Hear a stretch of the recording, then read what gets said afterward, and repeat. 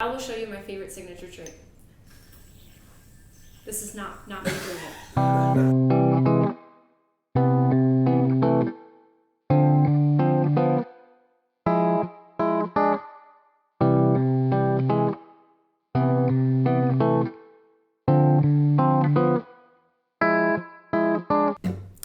I don't really fuck with this song no more. I mean, yes I do, but if I had my saxophone player, bro, we'd be playing the hits right now. We wouldn't be playing this shit.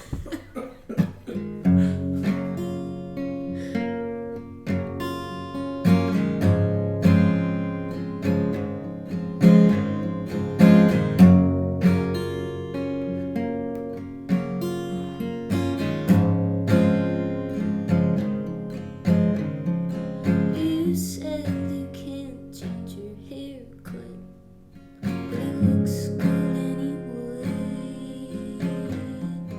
I kinda wonder where you got it. Not doubt you even paid. The right side of my neck still smells like you. The right side of my neck still smells like you. I wonder if you got home, but we just said goodbye. You look back at me once, but I look back 2 times. The right side of my neck still smells like you.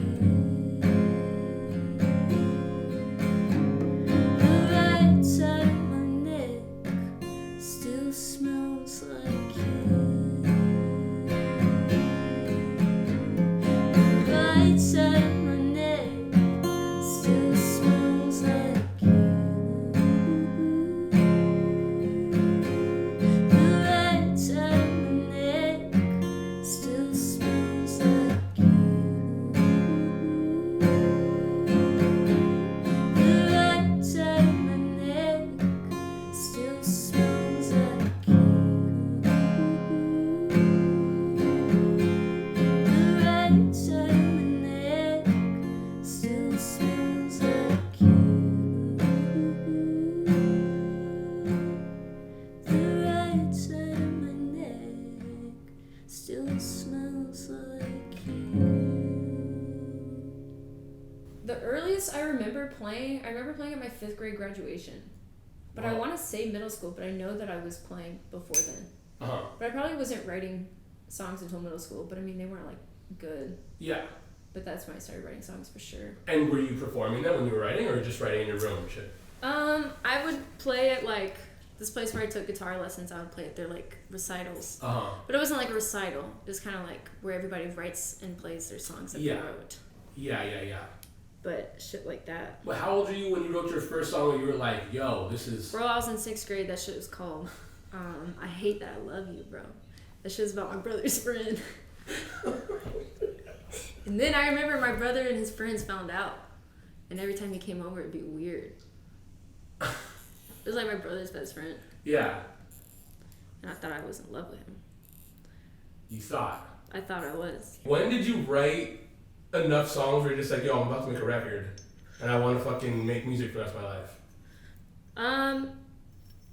I think it was a moment of like, it wasn't like, oh, I'm writing to make this record. But like, oh, I have enough songs now that I could make a record. Mm. And I think that's when I first made my self-titled that came out on Awful Records.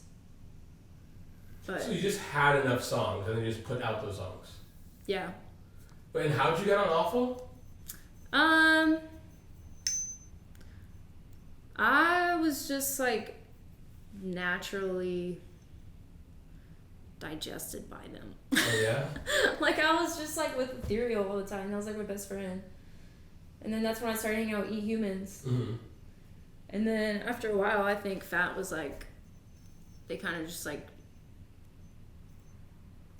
I don't know. I think he was like, why is she not already just with us. Yeah. So that's when I was with them. But it wasn't like they weren't scouting me. Uh-huh. It was kind of like, she's already here.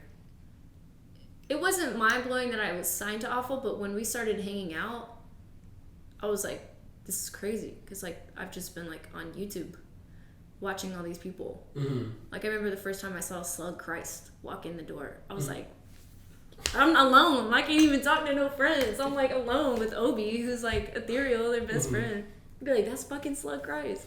And then I would see Lord Narf, and I'd be like, that's Lord Narf! Like, what? And it's just, like, these random-ass people in Atlanta. But, like, to me, like, Awful Records was, like, the only thing being talked about when I was in high school. It was, like, the hippest, hottest thing. Mm-hmm. So I had just, like, spent so many hours watching these Awful Records videos on YouTube and going to their shows. I remember the first Awful show I went to, I was grounded. Because I had went to Chattanooga without telling my parents. So I could see this guy. And then when I came home, they were like, damn, we definitely know you just left town. Like, you obviously were not here. And then I was grounded, and I was like, there was father was having a show that night. And it was my first Awful Records show. And the only reason they let me go, because I was grounded, was they thought it was Father John Misty. So I pulled up to this father show, like, at this place that was, like, 21 and up. I think I had, like, I don't know how I got in, but I was definitely not supposed to be there. But that was my first Awful show, and I was like, it was everybody. Like, no matter, it was like titled as Father's Show, but like, it's one come on. You know what I mean? Yeah. Like, it was everybody. Yeah. So when I started hanging out with them, I was like, damn, I've only seen their videos and gone to their shows, but like, this is kind of crazy. Yeah. But now it's like, I mean, you're one of them. Now I'm like, yeah. Now they're regular people. Now I'm like, you want to see me? You gotta come to my house. Like, but yeah, when I signed, it didn't feel like, it felt like that was, like, I never felt out of place. Mm-hmm. Like, I know I was the outlier on Awful Records, but like, it didn't feel like that. But who was the first songwriter to fuck you up? Like, you were like, holy shit, these are songs. Like, I want to do that. I think Dawes. Really? Like Taylor's I think that's why not why I started writing, but I think that's why I started writing how I write. I remember I was in high school, and I was like, I didn't realize that, like, you could write songs. Like, I thought you could just write music. I didn't realize, like, you could write songs. Yeah. Like how Taylor writes songs. Yeah. I think I was the first person that was like, oh shit. It was just Taylor that was like, changed my perspective of songwriting. But I didn't realize like that was what I wanted to do until way later in my high school life. Mm-hmm. So he just opened your eyes to being able to write songs as opposed to writing music. For sure, for certain. Okay. This shit not fun. I'm not looking for fun.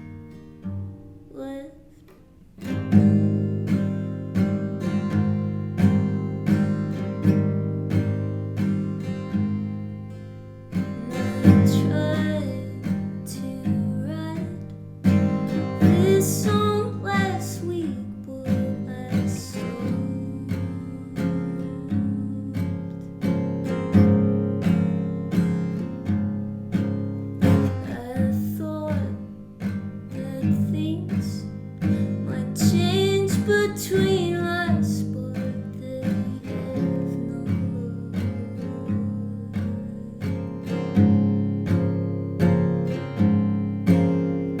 in time can heal, and I'm singing about you every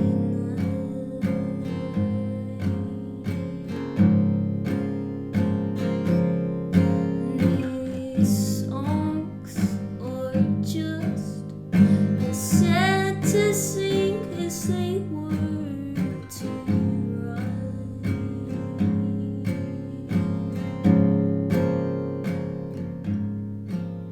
When I said goodbye, I didn't really know what that meant.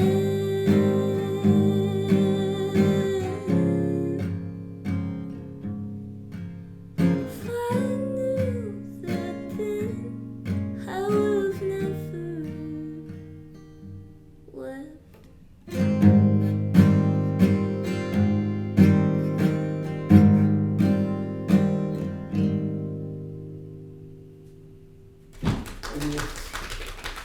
So the time you're spending between yo-yoing and songwriting. Yo-yoing more. For sure.